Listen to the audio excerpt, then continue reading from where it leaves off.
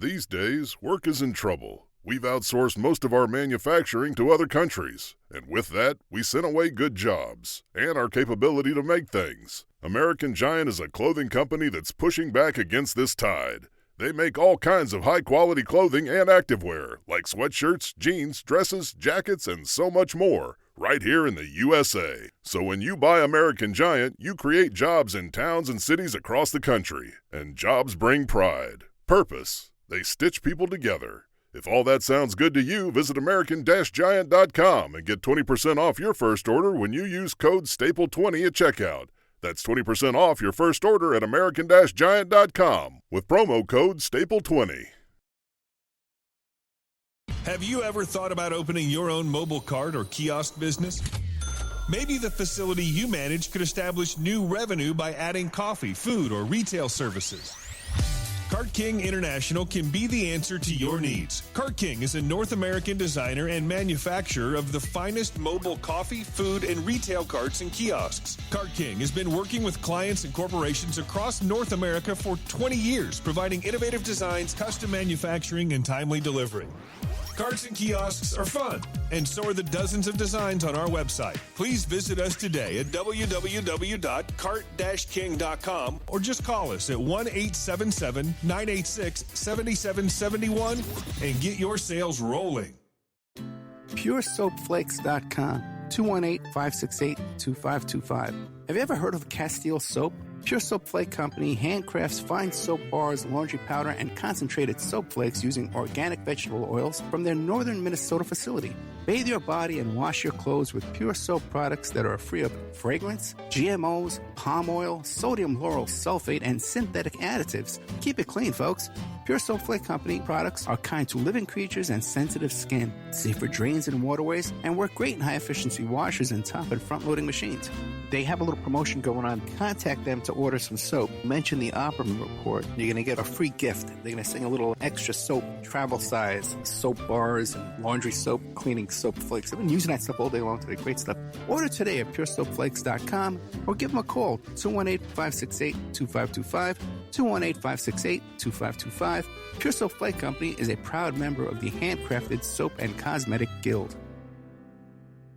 Tina Helmuth is writing an ongoing series of fact-fiction books that boldly takes on today's most heinous crimes, the abduction, sexual trafficking, and cannibalization of our children. Suffer the Little Children, The Wrath of the Father, and Unbreakable. Available at Lulu.com in paperback or ebook. Is your credit in bad shape?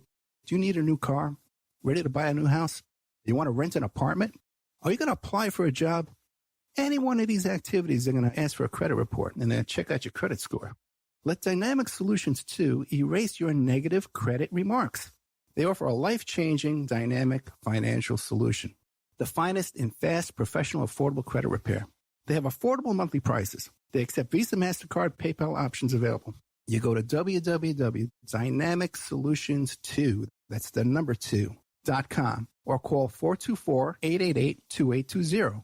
Now, if you enter promo code ED or you mention Ed Opperman, you get a 10% discount. How's that? You get a free consultation, all negative items removed, get back in positive credit position. Dynamic Solutions 2, life-changing dynamic financial solutions. It's the Opperman Report. Join digital forensic investigator and PI Ed Opperman for an in-depth discussion of conspiracy theories, strategy of New World Order resistance, high-profile court cases in the news, and interviews with expert guests and authors on these topics and more. It's the Opperman Report.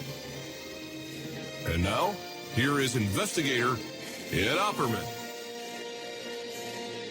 Okay, welcome to the Opperman Report. I'm your host, private investigator Ed Opperman. You could find me through Opperman Investigations and Digital Forensic Consulting through my website, emailrevealer.com. If you like today's show, be sure and check out our members section at oppermanreport.com, where we have all kinds of exclusive content you can only find there. And our free archives you can find at Spreaker.com. You can go there, sign up for free. There's a chat room, and we have all of our free archives up on there. Excellent show today. This is breaking news we got here. We got Joel Gilbert. He's a filmmaker.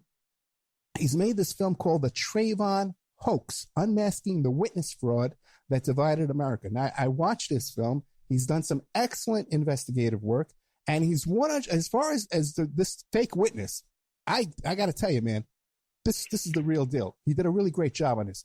Mr. Gilbert, are you there? Great to be here. Thanks for having me. Thank you so much. Tell us about yourself. Who is Joel Gilbert?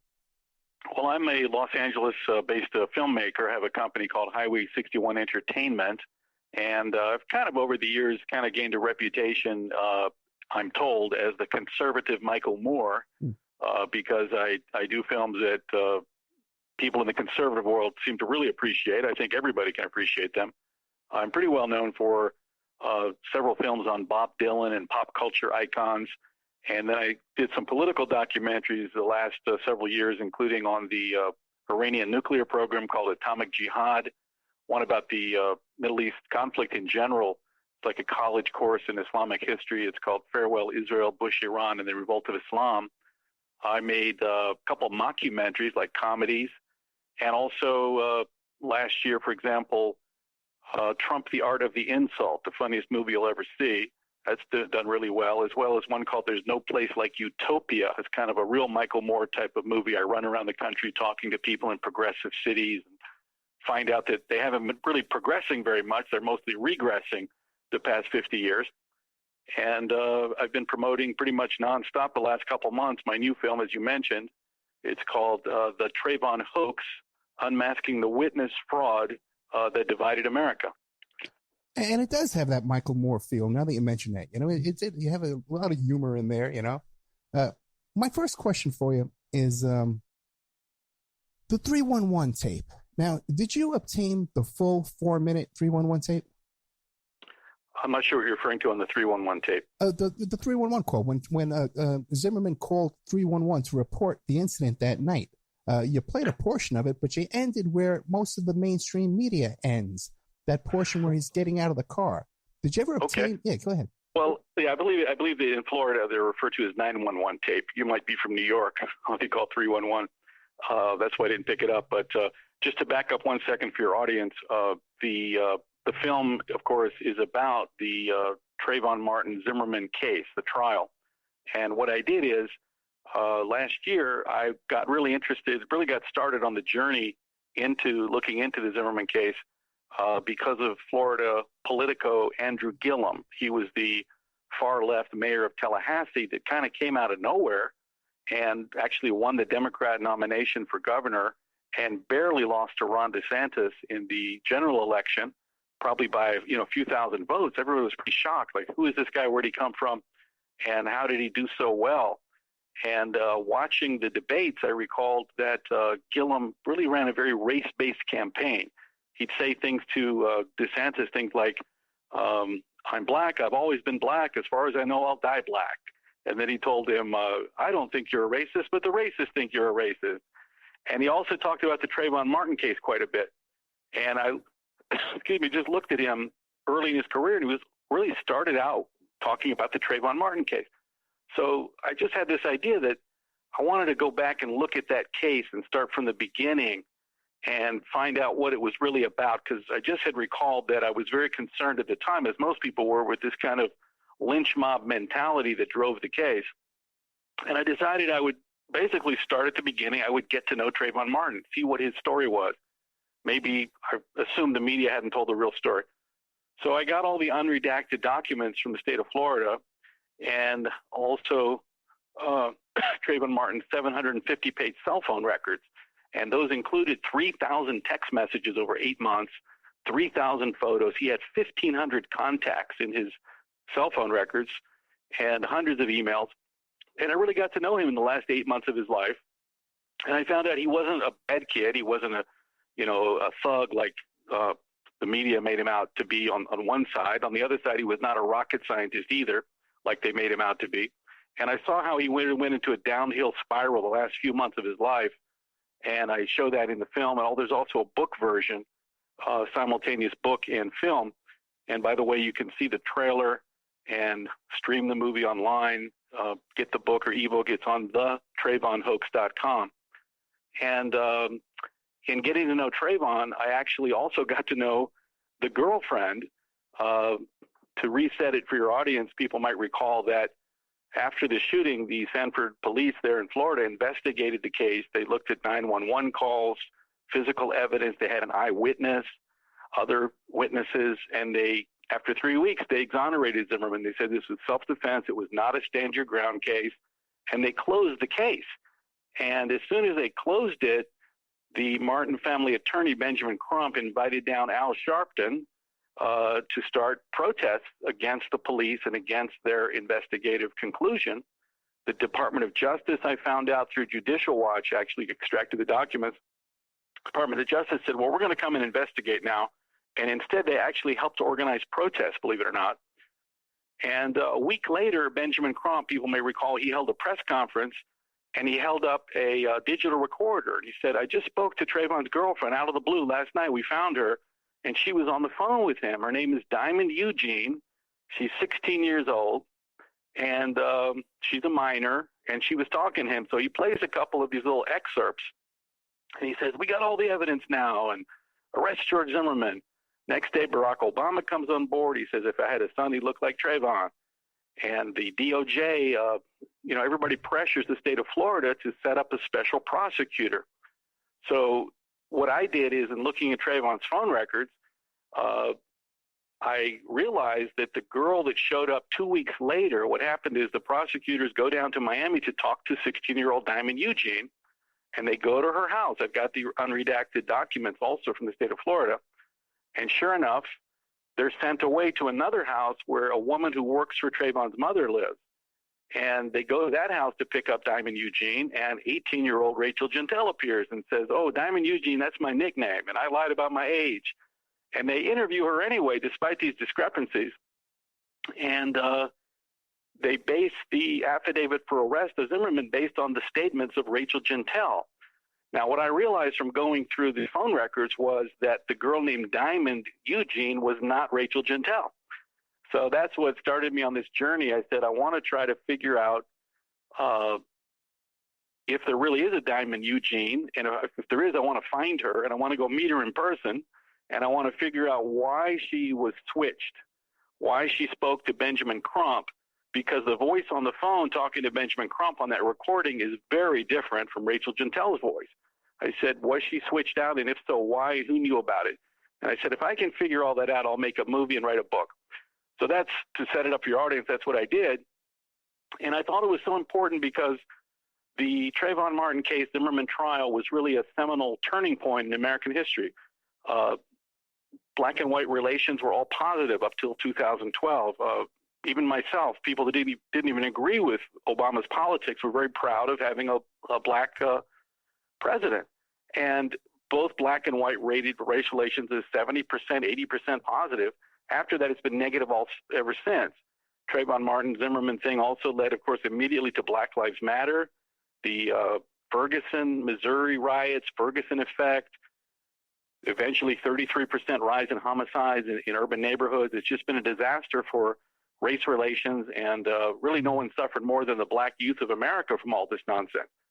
So I thought it'd be important if I could show that this whole thing that was really a hoax to begin with, which it appeared to be right away, maybe that could heal the country and show people we didn't need all this racial division. It was all completely wrong and total nonsense. So that's a little background how I got into it and why I thought it was so important to figure it out and tell the story.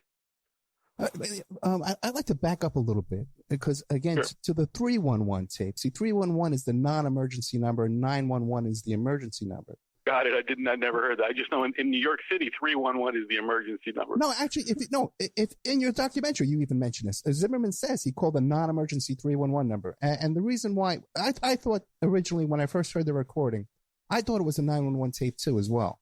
And I contacted the local police department down there and they said, hey, can you send me the full 911 tape? And they came back to me and they said, oh, no, it's not a 911 tape. It's a 311 tape. And they sent me a 4-minute long tape, which is 4 times what you heard on HLN and CNN.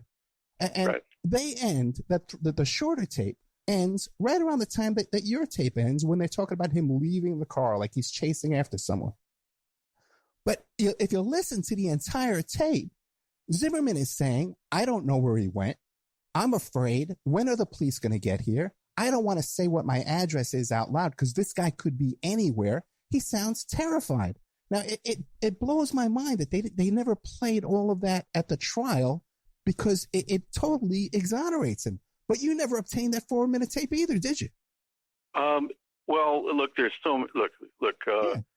what's crazy, there's a million crazy things that would have exonerated him. Number one is, of course, I figured out in 3 months that Rachel Jeantel, the girl that got Zimmerman indicted, was not Trayvon's girlfriend. She was not on the phone with him, and she lied about everything. Now, I figured that in a couple of months. Now, what's amazing is she's texting photos back and forth with Trayvon. Yeah. And it's not Rachel Jeantel. It's a completely different girl. So why didn't the prosecutors, how come they didn't give that exculpatory evidence? How could they not have known? They had this for a full year, and they had professional investigators. They had subpoena powers. How come they couldn't figure out what I did? They got a whole staff. Zimmerman's attorneys, I guess, should have figured it out, but they did tell me, and I put that in the film, that the prosecution withheld so much evidence from them. They actually spent 2/3 of their time in court just putting sanctions on the prosecution for not giving them evidence that they had a right to have. Just one example, Diamond Eugene, of course, was 16 at the time, and Rachel was 18. So the prosecution told Zimmerman's defense that they could not interview Diamond, witness number 8, as she was known at the time. You say, you can't interview her till just before the trial because she's only 16. Now, 6 weeks before the trial, now she's 19-year-old Rachel Jeantel appears. So the prosecution was blocking this evidence from getting to the defense. But there's 100 things I found that if they had just run a handwriting sample on the signature, that there's a letter that Diamond Eugene gave to Trayvon's mother, Sabrina Fulton. Had they run a handwriting analysis on the signature, as I did, they would have seen that it was not Rachel's signature. She said, I signed the name Diamond Eugene. That's my nickname, which on the face of it is absurd as well. So not having the last few minutes of the 311 tape, as you call it, I'm sure that could have helped. Now, don't forget the judge also prevented the defense from bringing up a lot of evidentiary issues. They wanted to bring up Trayvon's background, having been in a lot of fights and having been suspended from school 3 times for fighting. He was up for expulsion. And the judge was limiting a lot of what they could bring up in court. So I don't know what exactly is on the rest of that tape that could have been helpful, but they would have reviewed it, and it would be one of like 100 things that probably would have made a huge difference based on what I saw. I'm going to encourage you to I'll send you the tape.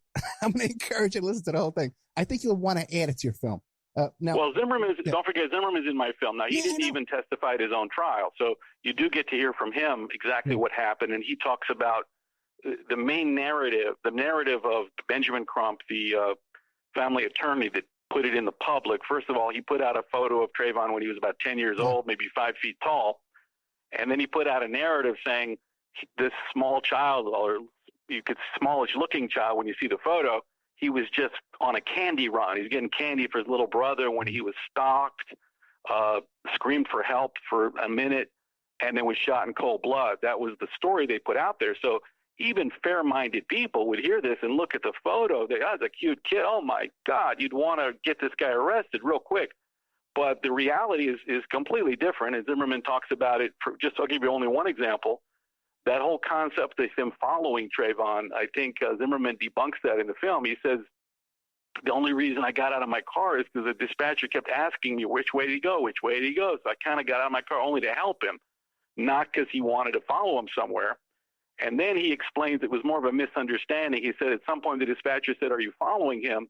Because he heard Zimmerman walking. It wasn't running, he was walking. And Zimmerman said, yeah. And the dispatcher said, we don't need you to do that. And he said, okay. And I said to Zimmerman in the film, why did you say, when he's asked if you're following him, why did you say yes? He said, I didn't mean I was following him. I think he just shortchanged the answer. He said, I just meant I was going in the direction I'd last seen him. I never saw him at all during that time. And then he explained he went back to his car to meet the police officer next to his car, is what he told the dispatcher. And the location of the altercation, as the police concluded, corroborates Zimmerman's version, because the altercation was next to his car. If he was really following him around the complex, it would have been in a different location. Well, not only that, too, but if you listen to the tape again, when he first calls the police, they ask him, is he white, black, or Hispanic? And he says, I don't know. And it wasn't until Trayvon started walking toward the car, he says, oh, I see him now. He's black. So this whole idea that he made this, he was calling out on black people. NBC got sued. That's a whole different story. The story is the media malfeasance, how they ran with this narrative of Crumps with no questions asked, because NBC actually helped promote that narrative by editing that audio tape to make it sound like the reason Zimmerman was following him because he's black somehow. So NBC got sued and ended up firing 2 of their employees. So the media malfeasance is part of this whole story. And really, you can trace back the modern era of fake news to the Zimmerman case, the Zimmerman trial. It really got worse than where they could just make stuff up. They didn't care about the truth. Nobody in the world even considered asking Rachel Jeantel, and her story kept changing, by the way, but no one thought to ask her, you're saying that on February 26th, you heard your boyfriend, getting followed, and then somebody pushed him down and he screamed for help, and then he was shot in cold blood. Why didn't you call the police? How come only 4 weeks later, when the prosecutors show up, you told us about this? And they even thought to ask her, why didn't you say anything? So they had no interest in finding out the truth. It was appalling that myself, an independent filmmaker, 6 years later, I just looked at the public documents and was able to figure out that Rachel Jeantel was not Trayvon's girlfriend. She was not on the phone with him. There really is a girl named Diamond Eugene, and she's in the movie. I found her. She was actually studying criminal justice, of all things, at Florida State University.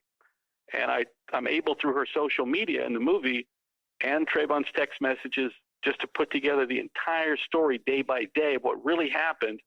And even people that knew about it, like Trayvon's mother, by the way, who's now running for Miami-Dade commissioner. She was just endorsed by Hillary Clinton, Booker, and also Elizabeth Warren endorsed her. And she, by the way, she's been running around the country the last 4 years as a speaker, making these incendiary speeches, saying things like, in this country, people hate you so much they want to shoot you because of the color of your skin. She's pushing this race-based narrative, and she's running for office, and she knew about the witness switch. It's proven in the film. She knew about it, and she did not blow the whistle on that. So I think she has a lot of explaining to do. Yeah. And I think it's very important, because one of the lessons of the film, I say the Trayvon hoax is 2 things. The Trayvon hoax is the substitution of a legitimate phone witness who heard things up to the minute that Trayvon was shot, named Diamond Eugene. First name is Brittany, but she went by her middle name for Trayvon, Brittany Diamond Eugene, for a fake and substitute witness, because she refused to testify, Rachel Jeantel. That's her half-sister, by the way. And the Trayvon hoax is also the name I give to the hoax that the media plays on Black Americans every day. And that's this promoting the story that America is racist, so you better seek shelter on the left to protect yourself from all this hate. And they've been promoting this since then, that there's armed white men in the streets or police that will shoot you because of your skin color. That's the nonsense that they promote. It's total nonsense. It's a total lie. And they do it for really a political agenda. So I think this movie tells both stories. And so far, the biggest feedback I've gotten has been from Black kids. Get email from African-American teenagers. They're saying, one of them really stuck out to me. She said, I have a Black son, and I was afraid for him to grow up in America because I grew up with this idea that it's dangerous. And now I realize we got played. She says, thank you. Thank you so much. Well, let me ask you a question. Now you're the first and only investigator to uncover this witness switch. Am I correct? Yeah, I think so. Okay. Now, is that let me point out one thing. Yeah. The other half of my emails go like this, or you can look at the comments on the trailers and everything. They say, we knew that Rachel was not his girlfriend. We knew that. There was no way that was his girlfriend. She couldn't put 2 sentences together. She couldn't read her own writing. She was a year older than him. She was 150 pounds heavier. So even at the time, people were a little bit suspicious, but nobody could really put it together. So it's not that I discovered something that people aren't right away saying, oh, yeah, right. Even at right. the time, at the time, I didn't believe that she was his girlfriend either. I suspected that she was supplying him with the codeine for the scissor and that stuff. No, nothing like that. Well, at the time, that's what I was thinking. But now let me ask you a question. Now, is that how, when you uncovered this witness swap, is that how you were able to obtain Zimmerman to come on the air with you? I'm trying to remember at what point. I don't really know the timing of it. I mean, I was introduced to Zimmerman through Jack Cashill. He's an author who wrote a book called If I Had a Son. Yeah, I've had Jack on show. Yeah. So he introduced me to Zimmerman at some point. I don't know at what point that I actually I think it was later that I actually figured a lot of the details only came out much later, actually. Okay. Now, there's a handwritten statement that's signed by a Diamond Eugene. And it's not even a signature. It's like a printed signature at the bottom. Now, at the bottom of that page, there's some stamps. Are those notary stamps? I think those are evidentiary stamps from the court. It's like a document, evidence put into trial type of numbering that tells what document and assigns it a number when you put something to evidence. Because even that is so bizarre. Because, I create exhibits, for court.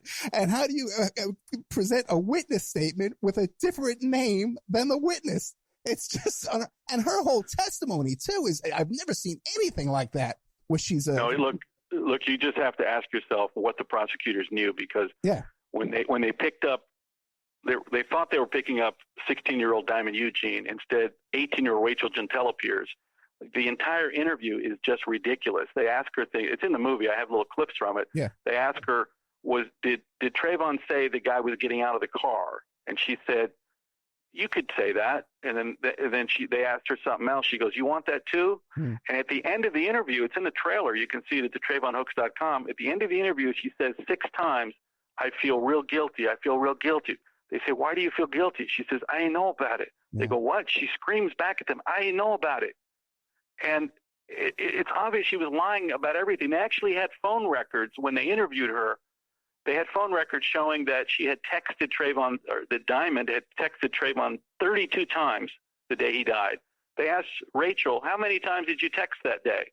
She says, 1. It's on and on. She doesn't know anything. And later, at first, I kind of felt sorry for her, thinking, well, maybe they took advantage of her. Somebody convinced her to play this role. And I found out she was an 18-year-old 9th grader. Yeah. She couldn't read. I thought, well, maybe she got taken advantage of. But so at some point you feel a little sorry for her. But then Jay-Z did a documentary last summer called Rest in Power. It was a 6-part series about the case. And there was Rachel again pretending to be Diamond Eugene, so I didn't feel as sorry for her that time then. Now, the real Diamond Eugene, what was her motivation? Just that she had a boyfriend and she didn't want her boyfriend to know that she was cheating on her? Well, we can only speculate on that. We don't know for sure, but she had several things going on. I could tell from the phone records and her tweets. She's actually tweeting the entire time, even right as Trayvon gets shot. She's tweeting after that and saying things related to the shooting. She's tweeting the whole month of March. She tweets 50 times a day. That's like 20 minutes. Every 20 minutes that she was awake, she was tweeting something relevant often. And from her tweets and from her phone calls after Trayvon was shot, she kept calling Trayvon back constantly. She called her best friend. She's freaking out and praying. She's tweeting about saying a prayer.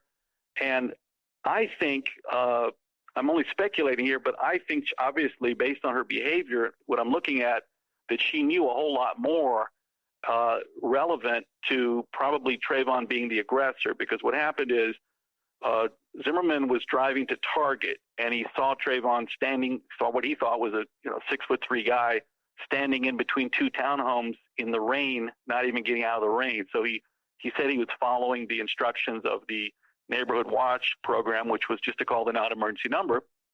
So Trayvon sees Zimmerman slowing down and stopping. Now, normally, if you see a pickup truck and you're smoking pot like he was, they found enough pot in his system to be illegal to drive in most states. He should have just gone home. Instead, he actually approaches Zimmerman's car and circles his car while Zimmerman's on the phone, and he's even telling the dispatcher he's circling my car. Then he goes away, and Zimmerman gets out of the car because the dispatcher keeps saying, well, where did he go? Zimmerman doesn't see anything. He starts going back to his car, and then Trayvon approaches him and says, what's your problem? He says, I don't got a problem. And then Trayvon sucker punched him and started beating the daylights out of him. So Diamond was on the phone with Trayvon when he got spotted.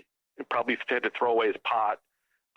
Then I think Trayvon realized it wasn't a police car or whatever. He went to go check out, like, who is this dude snitching on me or something.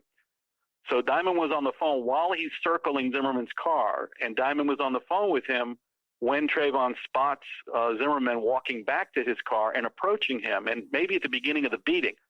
So she would have heard Trayvon talking and saying things like, you know, what's this idiot doing? This guy's a snitch, things like this. Like, you know, he would have been bitching about Zimmerman. So she probably knows a lot about what really happened. So I can only speculate on her motivations. I don't want to give away the whole film, but she did have another boyfriend at the time.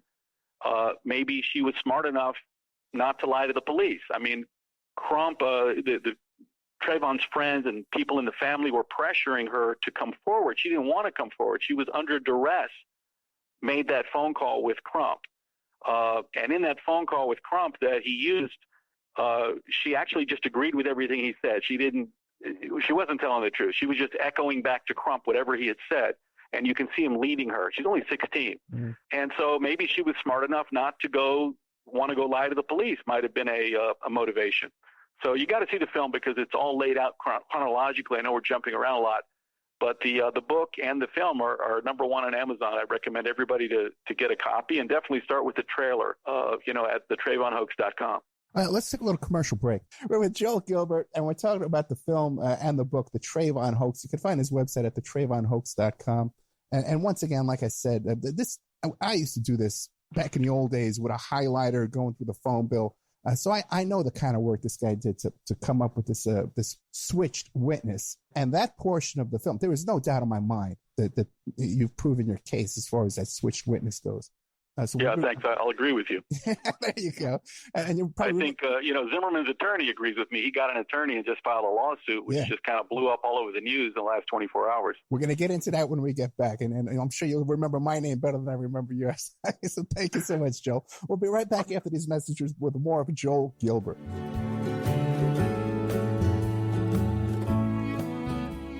And now a word from our sponsors. Are you ready to change your life, but don't know how to start? Is your stress and worries keeping you awake at night? Have you been battling grief, anxiety, or depression all alone? Have you lost touch with your own sense of being or spirituality? Soul Free Therapies offers professional and affordable live video streaming counseling and coaching services from the comfort of your own home. Sessions offered in English, Spanish, and Portuguese. Go to our website at www.soul-free.com and book your first session today. Hey, check out our brand new sponsor, Dynamic Solutions 2. That's the number 2. They offer a life-changing, dynamic financial solution. The finest in fast, professional, affordable credit repair. Is your credit in bad shape? Do you need a new car? Ready to buy a new house? You want to rent an apartment? Are you going to apply for a job? Any one of these activities, they're going to ask for a credit report, and they're going to check out your credit score. Let Dynamic Solutions 2 erase your negative credit remarks. They have affordable monthly prices. They accept Visa, MasterCard, PayPal options available. You go to www.dynamicsolutions, that's the number 2.com, or call 424-888-2820. 424-888-2820. Now, if you enter promo code ED or you mention Ed Opperman, you get a 10% discount. How's that? You get a free consultation, all negative items removed, get back in positive credit position. Dynamic Solutions 2, life-changing dynamic financial solutions. 424-888-2820. Tell them Ed Opperman sent you. You get a 10% discount. Hey, you, podcast listener. This is your last chance. After this, there is no turning back. Take the blue pill. You wake up in your bed and go back to listening to mundane podcasts that won't challenge your religious beliefs and your so-called truths about reality, the universe, and consciousness. Take the red pill. Subscribe to the Event Horizon podcast, hosted by Mark Anthony Peterson, and he will show you how deep the rabbit hole goes. Event Horizon takes a walk into the paranormal with a splash of conspiracy. It's the podcast that would be born if David Icke and the X-Files had a baby. Subscribe to the Event Horizon podcast by Mark Anthony Peterson on Spreaker, iTunes, Spotify, iHeartRadio, CastBox, Stitcher, or any of your other favorite podcast platforms. Remember, all we are offering is the truth, nothing more. PureSoapFlakes.com, 218-568-2525. Have you ever heard of Castile Soap? Pure Soap Flake Company handcrafts fine soap bars, laundry powder, and concentrated soap flakes using organic vegetable oils from their northern Minnesota facility. Bathe your body and wash your clothes with Pure Soap products that are free of fragrance, GMOs, palm oil, sodium lauryl sulfate, and synthetic additives. Keep it clean, folks. Pure Soap Flake Company products are kind to living creatures and sensitive skin, safe for drains and waterways, and work great in high-efficiency washers and top and front-loading machines. They have a little promotion going on. Contact them to order some soap. Mention the Opperman Report. You're going to get a free gift. They're going to send a little extra soap, travel size, soap bars, and laundry soap, cleaning soap flakes. I've been using that stuff all day long today. Great stuff. Order today at puresoapflakes.com or give them a call, 218-568-2525, 218-568-2525. Pure Soap Flake Company is a proud member of the Handcrafted Soap and Cosmetic Guild. It's the Opperman Report. And now, here is investigator Ed Opperman. Okay, welcome back to the Opperman Report. I'm your host, private investigator Ed Opperman. We're here today with Joel Gilbert, who's the filmmaker, a Michael Moore type filmmaker behind the Trayvon hoax, unmasking the witness fraud that divided America. Now, Mr. Gilbert, you in your film, you use a pretext. You located the real diamond, Eugene. And then you used a very clever pretext, because I'm a private investigator, this is stuff I do, to lure her out to you to get on film. Now, but you didn't do like a big reveal like Mike Wallace, like you would say, right? Now, since that time, have you spoken to her about this and confronted her as she confronted you?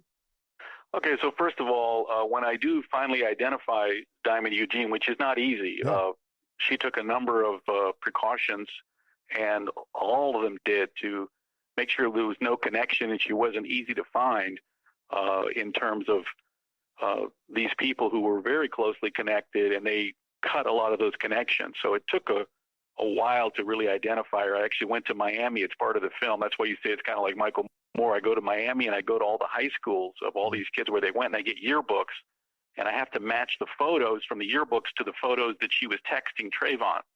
And that's how I first identified her. And they went to some great lengths to completely cut contacts so that maybe no one could figure it out. She may have had a nose job even. It sure seemed like it. And once I identified her, I found out that she had a online clothing boutique where she sold clothes that she actually modeled. She's a very pretty girl, and she was into all the social media, Instagram and modeling clothes, and she had like 100 different looks. I mean, she wore different clothes, different weaves and hair pieces. It was like she was constantly changing disguises. There were so many different looks that she had, different hair colors. I actually went to a hair store in Miami called Diamond Girls Beauty Supply that I think she also went to when she was in high school, and looked at all these hundreds of weaves and really learned how this works, how they change their look so amazingly. And so when I did find her, my first goal was to get a handwriting sample because of the letter that was signed Diamond Eugene that she had given to Trayvon's mother. I needed to verify with a handwriting expert, which I had obtained, named Bart Baguette, who's very famous and had worked on the Ramsey ransom note, a lot of different famous cases. He's here in L.A. So I needed handwriting samples. So I kind of decided to simply buy a lot of her clothing from her boutique, online boutique, because she offered that you could pick up the clothes in Tallahassee, where she was going to school at Florida State University studying criminal justice. So I bought a lot of the clothes, and I arranged with her to come by pick up the clothing. I'm like her best customer. And so I had her meet me in the lobby of the Holiday Inn, which is a public place and has a sign when you walk in, videotaping allowed. Video and audio taping is going on here. So she had no, expectation of privacy in the lobby there. And I bought all these clothes, and I told her I'd like her to sign some. I asked her, actually paid her a little extra money to sign Christmas cards so I could give these away. And she signed them all, and I got handwriting samples. And I also, at that point, I hadn't really gone through all her social media yet. I hadn't really figured out everything. So it wasn't the kind of gotcha type of journalism like you might see on the local news where they say, we're going to investigate this car repair place, and we gave them a car that is brand new, and they went ahead and fixed the muffler anyway, you know, and they say, hey, look at this. Why did you fix this muffler? It's not that kind of journalism. It was a long-term investigation. So I wanted to kind of get to know her a little bit and get her on camera and hear her voice and get her handwriting samples, and that's what I did. Because I had the whole thing completely figured out dead to rights with all the proof, including DNA test, that it wasn't necessary to confront her. And I figured if I confronted her anyway, even later on, she might deny it, for example. So it wasn't necessary to do a confrontation type of journalism. So still, even since she's never contacted you and you've never contacted her till today? No. Oh, my God. Now, what about her boyfriend? There was a boyfriend that she had, and he had to be a ripe witness to contact. Did you ever contact him? I didn't contact the boyfriend. His name was Jeff Wadler. Right. Did not try to contact him because I was still investigating. I was still trying to figure out all the social media. Even his social media was very helpful because he was tweeting back and forth with Diamond. So again, if I had called him and said, hey, can you tell me about what happened? There was a chance he might cut off his social media or alert Diamond that she's being investigated. So that it was a long-term investigation, and there was just so much proof and information. It wasn't necessary to alert the principals. There was nothing they were going to tell me, and there was nothing I needed to ask them. And so then, how did Zimmerman's attorney find out about your work? Well, Zimmerman's two attorneys, of course, from the trial were Mark O'Mara and Don West, and they were pretty well known at that time and even afterwards. And I had spoken to both of them, and they were both pretty nice to me and pretty helpful. I talk about in the book how Mark O'Mara, when I first told him about what I had discovered, he said he was a little skeptical. He said, well, why would anyone substitute in Rachel Jeantel to take someone's place? She was such a terrible witness. Yeah. And I explained to him, I said, I don't think this was ever about getting Zimmerman convicted. I said, nothing anybody could say they heard over the phone would overcome the physical evidence and the eyewitnesses. Even if you say completely the opposite, you're not going to convict somebody because there's so much evidence to the contrary. I said it was more about a bigger political agenda that took over. Again, Obama's Department of Justice was down in Sanford organizing protests. You know, how shocking that is. And if you look at the background also of this, at the time, Obama's IRS was using its power to break up the Tea Party movement. And so using the Department of Justice for political means, in other words, to create this narrative and inflame black voters to try to get reelected. He was using the tools of state because the black vote was not in the tank for Obama in 2012. Everything had gotten worse. Unemployment was up to 50, 60% black neighborhoods. Businesses were closing. Taxes were going up. Illegals coming in, taking over jobs. So black America had nothing from the Obama presidency. Everything had gotten worse. Everybody told me that when I did my film, There's No Place Like Utopia. So they needed, and they were working hard to keep power. And that's the typical of socialist policies. Socialist policies don't work. And in history, they have to use the tools of state to force themselves to stay in power. And so the Department of Justice was down there organizing protests. Right. And this was part of the big picture. But back to this lawsuit I'm concerned about now. You're in touch with his civil attorneys now, right? They must be interviewing you constantly and getting statements from you and stuff.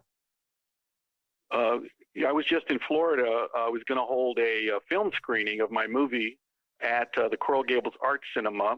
And Zimmerman's attorney, Larry Klayman, was going to be there to answer questions from the press prior to the film screening. Right. And this is just like 48 hours ago or whatever. And just before the film screening, the theater called me and canceled the screening. I couldn't believe it. I had a signed contract. I had prepared for it for several weeks. And I said, well, why are you canceling this? And they said, well, the city council is here and the city attorney and the mayor, and they want us to cancel this. And I said, well, why? You can't do that. Is it your breach of contract? And they They said, well, we'll call you back. They called me back in 15 minutes. They just said, we're canceling it. No other reason given. So that's been a big story in Florida. A lot of the local media has covered this, about this. It's really now a First Amendment issue as well as breach of contract, that they didn't want to let me show my film. Now, mind you, I showed this movie at the National Press Club in Washington, D.C. in September. There was a great crowd. Everybody loved it. No problem. And so I was just shocked to think this little local theater would cancel my film for no reason. Somebody must have pressured him. As she said, the city somehow got involved. Yeah, right. But again, my question was the civil attorneys. They're interviewing you and they're using your information. You're going to be a witness in this case? Well, they cited, if you read the complaint, I think it's on LarryKlayman.com on his website. They do cite that a lot of the information came from my film. There's a ton of other stuff in there. I read it. For example, Benjamin Crump came out with a book called, Are You Ready? Open Season, Legalized Genocide of Colored People. That's the name of the book. So right there, there's some issues, because who uses the term colored people? It's like since the 50s, it's considered racist now. Though now you can flip it around and say people of color, and somehow that's acceptable. I find it all very offensive. Anyway, so I think part of the lawsuit, they're suing Benjamin Crump for defamation, because in that book, he defames Zimmerman, according to the lawsuit. So there's a lot going on, and Klayman is going to push it all forward. But he's also suing the state of Florida for wrongful conviction, for wrongful prosecution. Yeah, I saw that. State of Florida, I think it's the FDLE, which is the Florida Department of Law Enforcement. And that's based on your work. Yeah. That's based on your work. Yeah, that's what they said. Some of it is based on my work. Now, how did they get it? They're just from watching? They just happen to get your book? I'll defer you to their attorney to ask more questions about the sources of the different claims. Okay, because I agree. See, this is a problem, because I think he has a great case here. Okay, there's no doubt that this is a fake witness. Okay, and you did excellent work with that. There's no doubt it's a fake witness. No, but now, when the story is being in the press now, no one even wants to hear about your witness. All they're hearing is, oh, Zimmerman suing the family. Oh my God, he's so evil. Oh, he's so wrong. And no one's taking the time to look at the facts of this. No, I'll disagree. I mean, right now, everyone has covered it. It's worldwide. Everybody that I know or ever met in the past 30 years since high school emailed me and said they saw this on video or in 3 articles in the last few days. And I haven't even had a chance to catch up. But typically they do, about 90% of them do say what the basis of the claim is. Now, even if they do, you've got the more left-leaning that'll simply dismiss it out of hand as, this must be ridiculous, and how could this be, and how could this have happened? It can't be true. And then you have a lot of straight-up journalism that just report on the book or the film. Don't forget, I've had the book and the film out since September, so there's been a ton of coverage as well. But there are those that are, that aren't doing an honest job with the news. Surprise, surprise.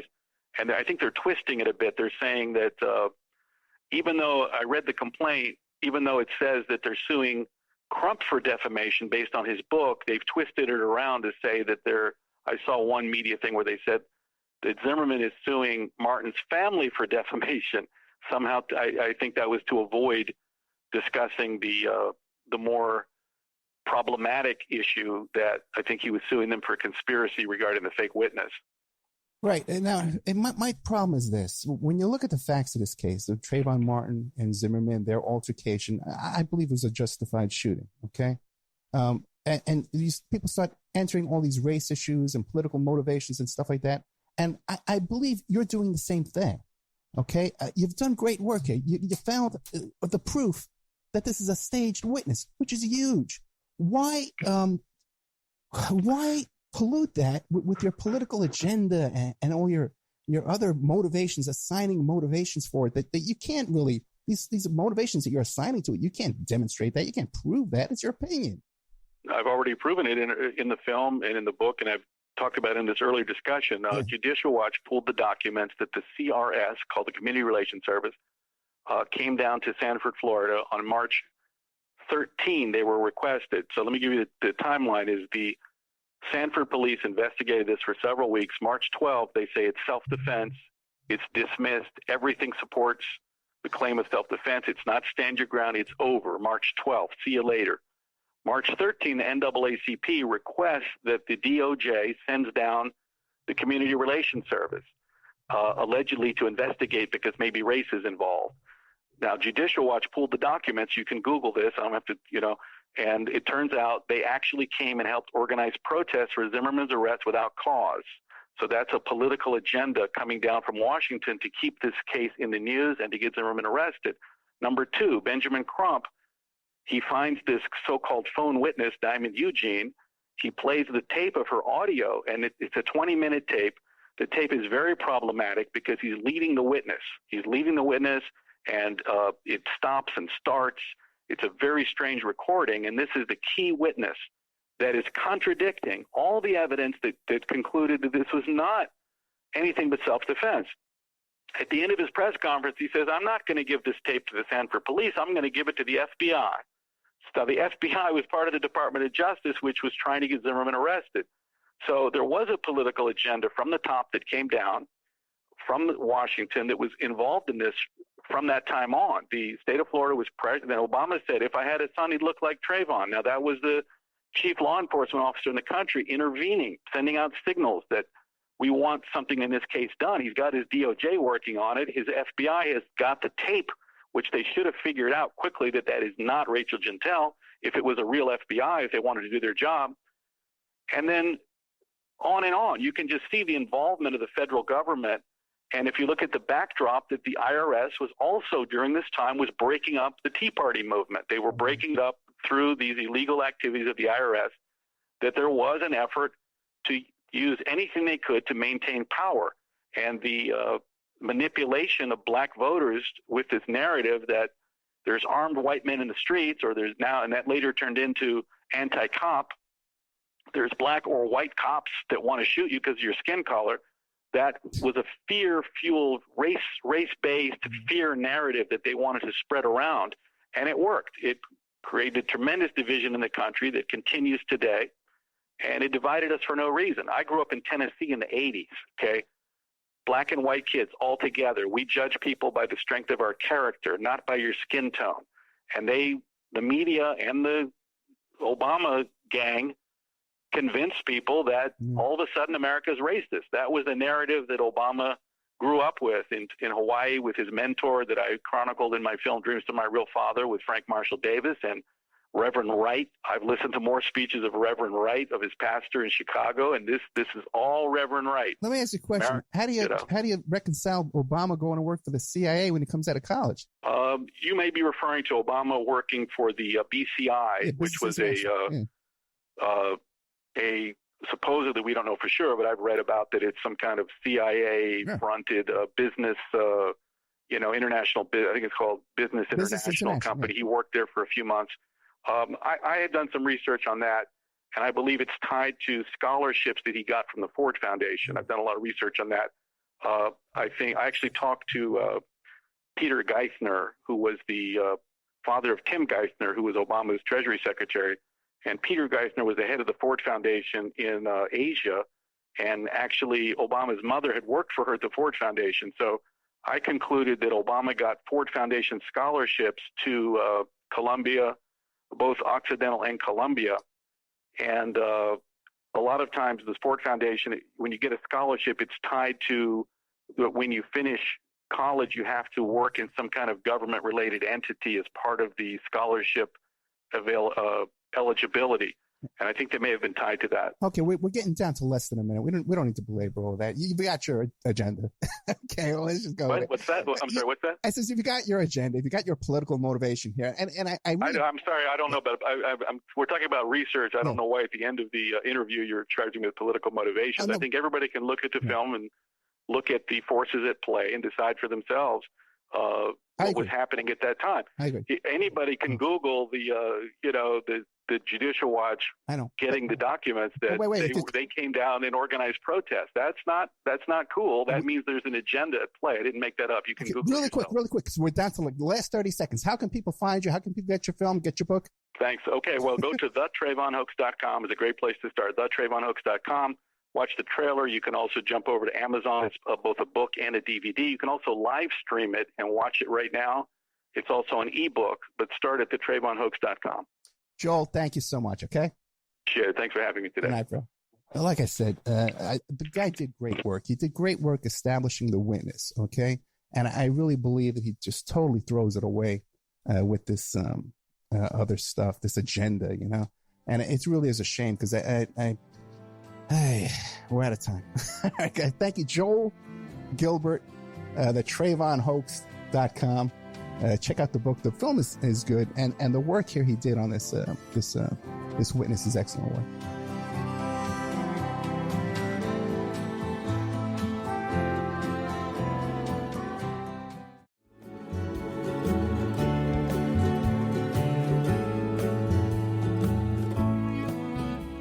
And now a word from our sponsors. OppermanReport.com. Hey, do you like what you're hearing? Do you like the work that you see us doing here at Opperman Report? You can support that work by becoming a member at OppermanReport.com. And as you have access to over 200 exclusive shows and interviews that you can't find on YouTube or Spreaker or iHeart or iTunes or KYAH. You can't find them anywhere else online, exclusive to our member sections, to our members. Also, too, there's images, videos, documents, court docs. And don't forget, you can hear your ad played here on the Opperman Report, reach hundreds and hundreds of thousands of people on a daily basis because the show is repeated every day all over the world. Contact me at oppermanreport@gmail.com and I'll give you a good deal on advertising rates. Have you ever thought about opening your own mobile cart or kiosk business? Maybe the facility you manage could establish new revenue by adding coffee, food, or retail services. Cart King International can be the answer to your needs. Cart King is a North American designer and manufacturer of the finest mobile coffee, food, and retail carts and kiosks. Cart King has been working with clients and corporations across North America for 20 years, providing innovative designs, custom manufacturing, and timely delivery. Carts and kiosks are fun, and so are the dozens of designs on our website. Please visit us today at www.cart-king.com or just call us at 1-877-986-7771 and get your sales rolling. PureSoapFlakes.com, 218-568-2525. Have you ever heard of Castile Soap? Pure Soap Flake Company handcrafts fine soap bars, laundry powder, and concentrated soap flakes using organic vegetable oils from their northern Minnesota facility. Bathe your body and wash your clothes with Pure Soap products that are free of fragrance, GMOs, palm oil, sodium lauryl sulfate, and synthetic additives. Keep it clean, folks. Order today at PureSoapFlakes.com or give them a call, 218-568-2525, 218-568-2525.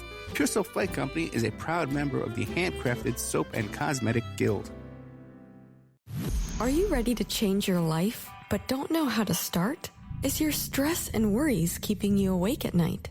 Have you been battling grief, anxiety, or depression all alone? Have you lost touch with your own sense of being or spirituality? Soul Free Therapies offers professional and affordable live video streaming counseling and coaching services from the comfort of your own home. Sessions offered in English, Spanish, and Portuguese.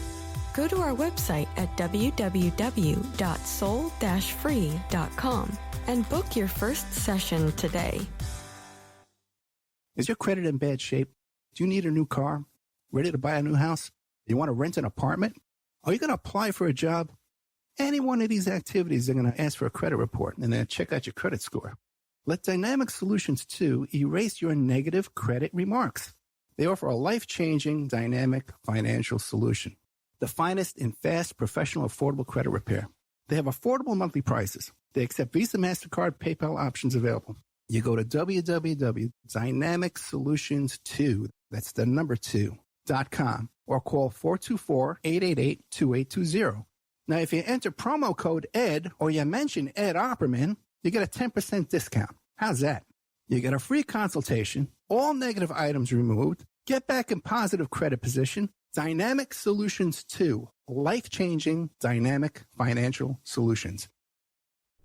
Hey, you, podcast listener. This is your last chance. After this, there is no turning back. Take the blue pill. You wake up in your bed, and go back to listening to mundane podcasts that won't challenge your religious beliefs and your so-called truths about reality, the universe, and consciousness. Take the red pill. Subscribe to the Event Horizon podcast, hosted by Mark Anthony Peterson, and he will show you how deep the rabbit hole goes. Event Horizon takes a walk into the paranormal with a splash of conspiracy. It's the podcast that would be born if David Icke and the X-Files had a baby. Subscribe to the Event Horizon podcast by Mark Anthony Peterson on Spreaker, iTunes, Spotify, iHeartRadio, CastBox, Stitcher, or any of your other favorite podcast platforms. Remember, all we are offering is the truth, nothing more.